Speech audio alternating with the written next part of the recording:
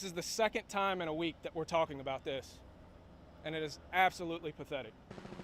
Heartbreaking news here at noon. A woman was just killed in a shooting while walking a child to the bus stop this morning. That same bus stop where a boy opened fire on the very first day of school last Thursday. We thank you so much for joining us here on this Wednesday. I'm Brooke Hash. Today's shooting happened around 8 o'clock outside the Western Library on 10th Street in West Louisville. Our Alexandra Goldberg is live at that scene right now, having just heard from LMPD's Chief Paul Humphrey. Alexandra, the alleged shooter, 15. Brooke, right, the same age as the shooter who opened fire at this very bus stop just last week. Now, the scene around me is clear, but Police Chief Paul Humphrey said that it happened at this YMCA. And I did want to mention that, or around this YMCA in this area here, I did want to mention that there are two schools in this area, both Coleridge Taylor Elementary and Central High School. Police Chief Paul Humphrey said that a woman was walking to the bus stop with a child this morning just before 8, and that's when she was hit by gunfire. The woman was taken to the hospital where she later died. Police said the child was not physically injured, but mentally, how does one recover from this? You don't get through something like this as a young person. This is something that changes you forever. So whether it's the formal support that we'll get, whether it's provided by Louisville Metro or JCPS or private institutions, these kids are forever impacted by this, and we have to recognize that, and we have to recognize that as a community that that formal support is not where it should stop, and we should continue with that. A 15-year-old suspect was taken into custody at the academy at Shawnee. Chief Humphrey could not confirm if the suspect knew the victim. And I did want to mention that I asked Police Chief Paul Humphrey if there were any safety measures put in place since that first day of school shooting that took place at this very bus stop that services quite a few schools around the area. Chief Humphrey said that there was a police presence here every day except for today. Today was the first day that there were no police officers in this area. We're live in Louisville. Alexandra Goldberg, WHAS11 on your side. Brooke. Alexandra, thank you so much. And now to some more difficult news to hear. The body of a missing 10-year-old boy has been found in the woods after a week-long search in eastern Kentucky. His mother now charged in his death. The search for Jaden Spicer was focused in Breathitt County, and that's about 2.5 hours east of Louisville. Authorities found Jaden's body not far from home in a wooded area around 3 o'clock yesterday afternoon. Now his mother, Felicia Gross, is charged with manslaughter, abuse of a corpse, tampering with evidence, and false reporting. Trooper Matt Gayhart sharing his gratitude for all involved during that multi-day search. Take a moment to thank the many different organizations that assisted in the search efforts for Jaden. All the volunteers that spent numerous hours and days trying to locate him. Thank you to every person that sent tips or even shared a post on social media. Thank you to every person that prayed, and those prayers that were sent to us, and we ask that you continue to pray for a community that grieves at this tragic loss. Jaden was last seen at his home near Jackson, Kentucky on August 5th, just days before school, later found in a shallow grave. His body is at the Kentucky Medical Examiner's office in Frankfort for an autopsy. We know there's a lot more to the story, so we'll be keeping you updated as we learn more. A major investment for GE Appliances means billions of dollars in U.S. manufacturing. The investment will happen over the next 5 years, and we know Louisville's already getting a big piece of the pie. Isaiah Kim Martinez and photojournalist Alyssa Newton were there for the big announcement with GE officials and the governor. Isaiah?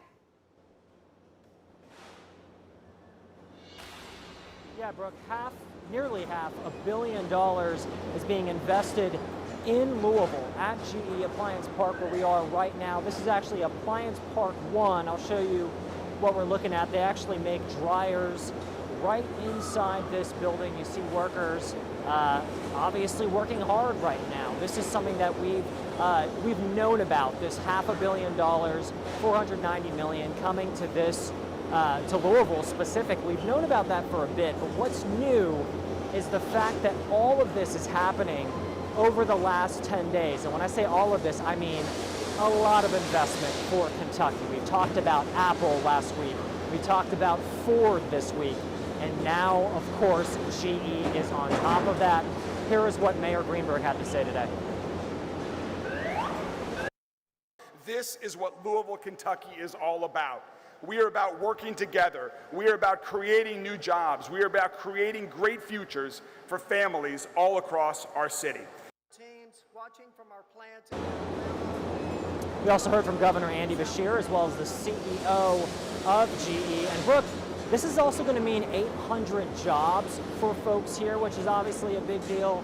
But sort of I guess the elephant in the room here, or the underlying message that we've seen, it was right up on there on the monitor that you were watching for that announcement, is built for America. Some folks were talking, the president's tariff policies, right? Is some of this working for Kentucky? I posed that exact question to the governor as well as the CEO. We're going to hear from them on that specifically because we know a lot of this production is being taken away from China and being brought to the United States. We're going to talk a lot more about this coming up in our early evening shows, Brooke. All right, Isaiah, thank you so much. We do know that is the president's part of his plan there, so we'll keep you in the know here. Coming up with Isaiah later in the afternoon. Meanwhile, taking a look outside, we see the beautiful blue skies, but all the reporters who've been out today, Matthew, said it's just hot. Yeah. It's so hot. Yeah, it's starting to get into another heat wave ahead for us for this week and back into the weekend. So, yeah, we're not getting rid of the heat just yet as we head towards the middle part of August. Now, we do have those beautiful blue skies, but hot and humid outside. Current temperatures right now, it's the humidity that's getting to you because those temperatures not too bad. Lower 80s out there for you. Paoli at 79 degrees, Mitchell 78 degrees. Those feel like temperatures. Yeah, starting to warm up a little bit into the mid to upper 80s for the start of this afternoon. Overall, looking at those weather headlines, we'll still have another chance of some scattered showers and storms, similar to what we saw yesterday, where we saw some pretty decent downpours out there for you yesterday. But we are tracking some more drier and warmer conditions heading back into the weekend with some more mild nights. And look at our max HD radar. Most of our area really nice and clear, but you'll drop you down into closer to Campbellsville, Columbia, and Greensburg, starting to see a few pop-up showers just south of Mumfordville for the start of this afternoon. Overall, though, looking at satellite and radar, starting to see some of those pop-up showers just further south and a few clouds passing through well into eastern Kentucky for us. Look at those current dew points. It is just downright soupy outside. Most dew points really into the lower 70s right now. 74 in Campbellsville, right here in Louisville, 71 for those dew points. That Kentucky State Fair kicking off tomorrow. It's going to be a hot one where temperatures will be into the mid to lower 90s. And as we look at that heat ahead, yeah, we have a hot and humid weekend. I'll be timing out what you can expect back into the next week as well, coming up in just a few minutes. We'll send it back over to you, Brooke. Matthew, thank you. Former Louisville judge weighing in on that shock probation call for the man accused in that dramatic home invasion and bank robbery. Last year, Armand Langford was sentenced to 14 years in prison for a string of previous robberies. Well, he only served 5 months before Judge Jessica Green released him on shock probation. Langford is now accused of abducting a Linden mother and her 2 young children, stabbing the mother during a bank robbery on Friday. Retired Judge David Holton, who served for 10 years in Jefferson County District Court, said this about the shock probation ruling. The shock probation was a mistake. With the nature of those charges, that he should not have been released on shock probation. The support of the family, you'd have to have rehabilitation measures put in place for the person. You'd have to have some significant time in jail. On Monday, Judge Green told us it was against her professional standards to comment on a case, but one of the 17 conditions she did put in place for Langford's probation stipulated that his probation officer could have requested to meet with him and have him report to court twice a week. Langford's bond is this new case is set now at $1 million. A Louisville-based moving company has been ordered to halt operations by the Kentucky Attorney General's office. AG Russell Coleman said he filed that lawsuit against Margaret's Movers, which is owned and operated by Margaret and Arthur Stormy Weathers, after receiving multiple consumer complaints. Customers saying their belongings were put in storage but never told where. Others that their stuff was never returned or came back damaged. The suit also alleged Margaret's Movers has not obtained the required state certification since 2015, but has continued to operate without one. The lawsuit was filed in Franklin Circuit Court, which granted Coleman's request for a temporary restraining order. New changes are coming to Brownsboro Road and the Waterson, and the state says it's all to address traffic issues while we wait more than 2 more years for that completion of a massive improvement project there. Our Alex Dieterer and photojournalist Emma Gefter went to the carpool line over at Dunn Elementary, hearing just how that construction is adding to all the congestion. Changes are coming to Brownsboro Road to hopefully help this problem. The massive project is designed to make things eventually run better around the new VA hospital at the Waterson in Brownsboro.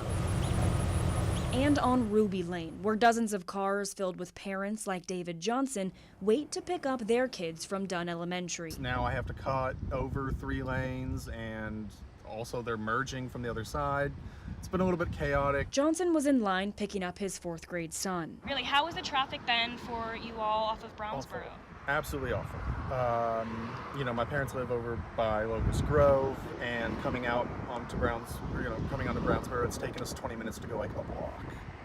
So it's been really rough, especially, coming out just for people who live here. To help carpool parents like Johnson, neighborhoods, and schools, KYTC is making changes to minimize traffic. Part of the plan includes traffic lights, adjusting their times to allow more traffic in and out of this corridor. Other changes include new radar-based vehicle detectors at traffic lights, using more police to manage the traffic, and expanding the left turn lane at the Brownsboro Road and Rudy Lane intersection. That's the entrance to Dunn Elementary, where parents wait to pick up their kids and share ideas of what would make their carpool commute easier. Wider lanes, especially with the VA coming in, that's just going to make it worse. Just more lanes, honestly. Better lights. I know this light here can sometimes take a long time. Hoping the improvements solve some of the carpool congestion. Alex Dieterer, WHAS11 on your side. The $130 million widening and improvement project, along the Waterson Expressway is expected to be complete by fall of 2027.